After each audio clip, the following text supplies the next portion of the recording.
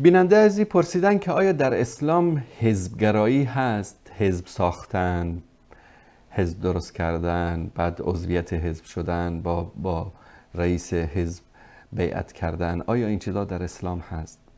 ببینید، در دین مبین اسلام حزبگرایی و ساختن احزاب سیاسی با مرامهای مختلف اصلا وجود ندارد. در حکومت اسلامی ما چیزی به اسم تعدد احزاب نداریم. تعدد آراء فقهی داریم، تعدد افکار داریم، تعدد اندیشه ها داریم، تعدد مذاهب و آراء فقهی داریم، اما تعدد احزاب به معنی این که شما یک تشکیلاتی رو در داخل حکومت اسلامی درست بکنید که هدف شما از درست کردن این تشکیلات رسیدن به قدرت باشد. این یک حرکتی باشد که هدف اصلیش رسیدن به قدرت و به سیاست هست و یک سری مرامنامه و اهداف خاص و ویژه خودش رو داره. یک سری اشخاصی باید متعهد بشن به این مرامها و به این اندیشه ها. باید مردم با رئیس یا مؤسس یا کسی که این حزب رو تأسیس کرده بیعت بکنن و از او اطاعت و فرمانبرداری بکنن. این در اسلام جایز نیست و وجود ندارد. ابداً در دین مبین اسلام تحزب، حزبگرایی، تأسیس احزاب در دین مبین اسلام نیست. بعضی گفتن خب این مذاهب اهل سنت هم اینا یک نوع حزب بوده. نه خیر، اینا آرا و مذاهب فقهی است. اصطلاحات خیلی دقیق است در دین اسلام. مذهب فقهی، نگفتن حزب فقهی، چون هدف امام ابو حنیفه و امام مالک و امام شافعی و امام احمد بن حنبل حکومت بر مردم نبود.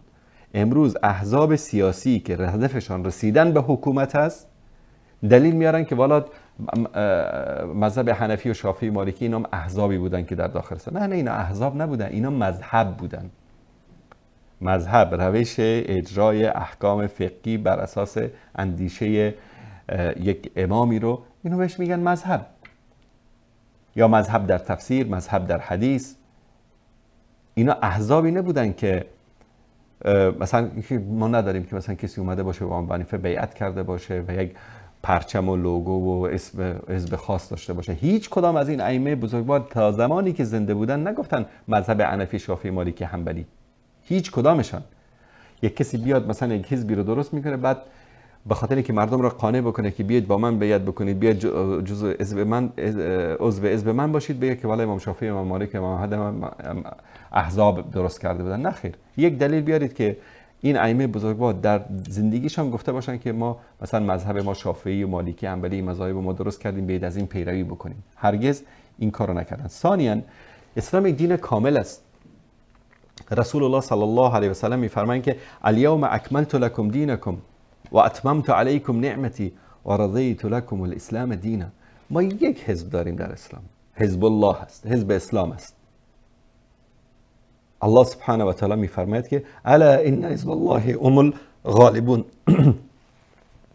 عرض معذرت، حزب الله نه به این معنی که والا حزب الله لبنان و حزب الله ایران. یعنی که دین کامل شده، قرآن وجود داره، سنت وجود داره، اطیع الله و اطیع الرسول است. و وقتی اطاعت از الله و رسول کردی تو وارد این حزبی هستی که حزب الله سبحانه و تعالی است. در اسلام یک حزب است، حزب قرآن و سنت، حزب الله است. هیچ گونه تعدد احزاب در دین مبین اسلام. ببینید، من حالا کسی میگه والله در فلان کشور فلان، من به اینا کاری ندارم. ما داریم از یک منهجی صحبت میکنیم، منهج قرآن و سنت، دین اسلام. در این احزاب نیست. احزاب سیاسی که هدفشون رسیدن به قدرت و سلطه و حکم به هر وسیله‌ای هست، به هر مصلحتی رو، هر کاری رو که انجام میدهند به خاطر رسیدن به قدرت فروگذار نمی‌کنن، این در اسلام نیست. اما آزادی اندیشه، آزادی آرا، آزادی افکار، اینا هست در اسلام. آزادی آرای فقهی اینا هست در اسلام، هیچ مشکلی نداره. اما حزب سیاسی درست کردن، ولو با نام دین باشد، ولو کلمه اسلامی هم پسوند داشته باشد، این جاهی در اسلام ندارد و الله سبحانه و تعالی این رو جایز نمیداند. مثلا کسی به نام قوم حزبی درست بکنه که اکثرتش مثلا از فلان قوم باشه، این از اعمال جاهلیت است. احزابی که بر اساس قوم، بر اساس قومیت ساخته میشن، این احزاب باطل است، احزاب جاهلی است. رسول الله صلی الله علیه و آله و سلم میفرمایند که کسی که دعوای جاهلیت رو سر بکنه، عصبیت رو سر بکنه، این هیزم جهنم است، این کثافت جهنم است. نباید که انسان این کار رو بکنه. به خاطر همین الله سبحانه و تعالی در سوره روم میفرماید که ولا تکونوا من المشرکین، از جمله مشرکین نباشید. من الذين فرقوا دینهم و كانوا شیعا كل حزب بما لديهم فرحون، از جمله مشرکین نباشید کسانی که دین خودشون رو دسته دسته کردن، گروه گروه کردن. شیعن یعنی گروه گروه کردن. والا این حزب فلانی است، این حزب فلانی است، این حزب فلانی است، اون حزب فلانی است، و هر حزبی هم با آنچه که در نزد خودش دارد خوشحال است. و ما یکی از اسباب بدبختی که در افغانستان و دیگر کشورهای اسلامی دیدیم همین ساختن احزاب مختلفی بود که در کدام کشور اینا در بین خودشون درگیر نبودن. از همین اخوان المسلمین شروع بکنیم در مصر که میبینیم اخوان با جهاد اسلامی در مصر با هم دیگر درگیر بودن. چه بدبختی و مصیبت هایی در مصر، چون جماعت اسلامی از کنار اخوان المسلمین جدا شده بود. ملت رو به چه مصیبت هایی گرفتار کردن، در آخر اومدن گفتن والا ما اشتباه کردیم. بیش از یک قرن میشه که یک شعارهایی سر میدن که تا امروز که امروز است این شعارها ثابت شد که نمیتواند در زندگی مسلمان ها عملی باشد. من در یک صحبت هم گفتم هر دعوتی، هر حزبی، هر حرکتی که بعد از 23 سال نتیجه نداد و تغییری در جامعه ایجاد نکرد، اکس بکشید روش. رسول الله صلی الله علیه و سلم در 23 سال امتی رو تغییر داد، دنیا رو تغییر داد. 100 سال است که همون شعار، همون حرفا، اما هیچ نتیجه نداد و بعد از اینم نخواهد داد.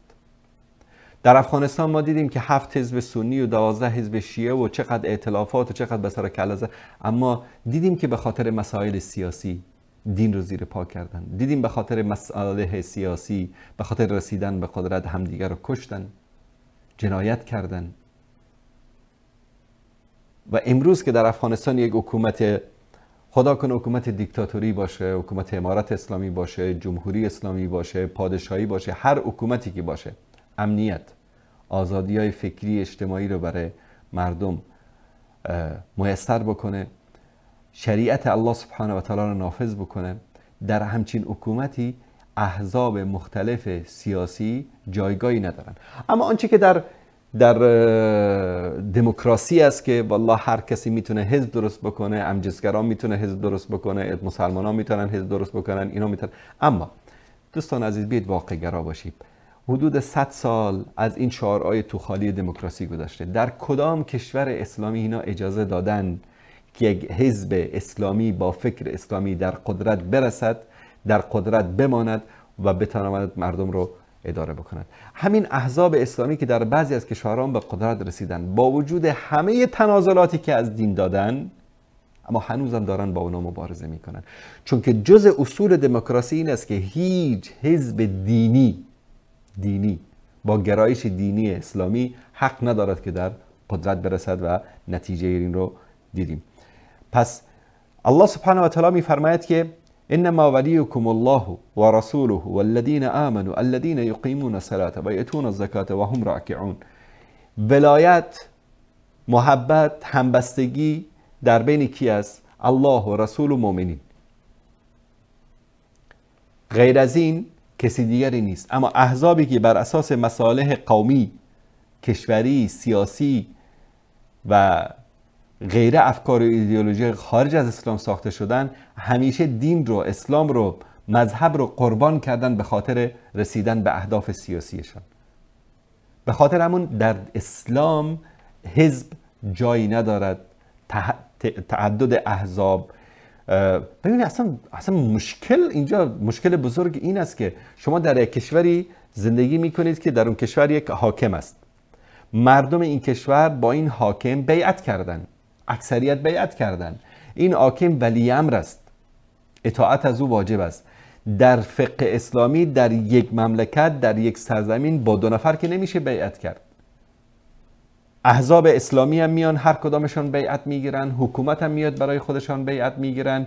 این به یک راه روان است، اون به یک راه روان است. رسول الله صلی الله علیه و سلم فرمودن که قل هذه سبیلی، یه با چوب دست مبارکشون یک راهی رو کشیدن، گفتن این راه من است، و کنارش راههای دیگری کشیدن، گفتن این راههایی است که منتهی به جهنم میشود. صراط المستقیم یک راه است. حزب در اسلام یک حزب است، حزب قرآن و سنت است. حتی من بارها گفتم اینایی که حتی سلفی ها برای خودشون حزب درست کردن. امروز سلفیت به عنوان یک حزب سیاسی شده، یک گرایشی داره به یک کشوری، گرایشی داره به یک فکری، گرایشی داره به یک اشخاص معینی. تعصبات، شخصیت پرستی، گرایش های سیاسی امروز نفوذ کرده در بین سلفیت و این نباید که وجود داشته باشد در بین مسلمان ها.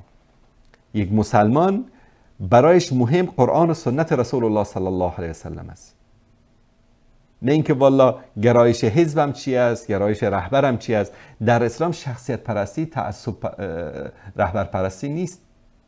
امروز رهبر یک حزب هر اشتباهی رو انجام میدهد، هر راه غلطی رو میرود، طرفدارانش با 1001 دلیل لایتچسبک میخوان او رو صحیح جلوه بدن، تعبیرش میکنن، توجیهش میکنن، و این از کجا سرچشمه میگیرد؟ از تعصب. رهبر یک حزب الله نیست، رسول نیست، امام معصوم نیست، امکان دارد خطا بکند، اشتباه بکند، اما هر راهی که رفته است پیروانش از او پیروی کردن. اینجاست مشکل تحزب، اینجاست مشکل حزبگرایی که نباید مسلمان ها گرفتار این مرشن. حکومت اسلامی نباید به احزاب با اندیشه های مختلف به شکل منظمی که بیعت بگیرن و فلان بکنن، این بکنن، اون بکنن، از مردم اجازه فعالیت بدن. به شکل آزاد هر کسی میتونه اندیشه و افکار خودش رو بیان بکنه. چون امروز در جهان اسلام و در جهان غیر اسلام شما میبینید که بدبختی و مصیبت و مشکلات مردم از کجاست؟ از همین تعدد احزاب. در یک کشور کوچیک افغانستان 30 تا حزب بود، کل حزب بما لدیهم فرحون، هر کدامش میگفت که من نماینده اسلام و مسلمین هستم. به گند کشیدن مملکت رو. 30 سال 40 سال دربدری، خاک بسری. به خاطر چی بود؟ همین تعدد احزاب بود. به خاطر همین است در فقه اسلامی میگه وقتی در یک جای 2 نفر ادعای ولایت میکنن، حکومت میکنن، گردن یکیش باید زده بشه. گردن باید زده بشه؟ بله. به جای اینکه نصف ملت کشتار بشن، نصف ملت دربدر بشن، آواره بشن، مهاجر بشن، یک نفر گردنش زده شه و باید همه راحت بشن. به خاطر همین در دین مبین اسلام ما تحزب نداریم، حزبگرایی نداریم و نباید تعصب به اشخاص، به احزاب. ثانیاً هر کدام از اینها برای خودشان یک قانون و مرامنامه مقدس خاصی درست کردن، عده افراد معین و خاص عضو میشن. یعنی چی؟ در کجای اسلام اینو گفته؟ قانون قرآن و سنت است. هر کدامشون این پشت کارتشون قرآن قانون ماست. بعد داخل بری مرامنامه فلان حزب. این مرامنامه از کجا آمد؟ و همینا بودن که امت اسلامی رو به این سرحد بدبختی و بیچارگی در طول این چند دهه اخیر رساندن. به خاطر چی؟ به خاطر همین حزبگرایی و شخصیت پرستی و هر کسی یک 4 نفری داشت بلند شده یک حزبی برای خودش درست کرد تا برای خودش چیکار بکنه؟ یک آرگا بارگایی بسازه و برای خودش یک یا خواسته های خودش رو یا اون شهوت خودخواهی و قدرت خودش رو اشباع بکنه. الله سبحانه و تعالی به همه ما و شما توفیق پیروی از قرآن کریم و سنت رسول الله صلی الله علیه و آله و سلم را نصیب نماید.